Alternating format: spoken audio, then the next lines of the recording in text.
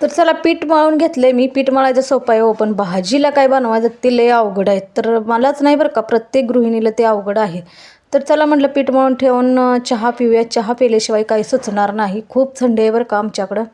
आणि ह्या थंडीचा उठलं की आंघोळ केलं की मला तर पहिला चहा लागतो आणि चहा पिल्याशिवाय काही सुचत नाही. तर मस्त असा गरम गरम चहा घेतला आणि मस्त चहा पिले आणि म्हटलं चला आता काहीतरी भाजीला सुचवूया. तर भाजी काय बनवू बनवू म्हणून तर मला चपात्या आधी करून घ्यावं. मग चपात्या आधी बनवून घेतल्या आणि हर्षदला विचारलं तर हर्षद म्हणला मम्मी अंड्याची आणि बेसनची पोळी मिक्स कर. मग त्याला नीट अंड्याची पोळी पण आवडत नाही आणि बेसनची पोळी पण आवडत नाही, ते दोन्ही मिक्स करावं लागतं.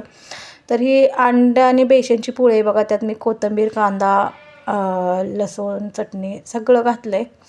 तर अशी होती आजचा आमचा दोघाचा बेत जेवणाचा. आणि बघा माझी पोळी बेसन पोळी तव्यात टाकली आणि तुटली आणि इकडं थोडी बटाट्याची भाजी होती त्या भाजीत पडली.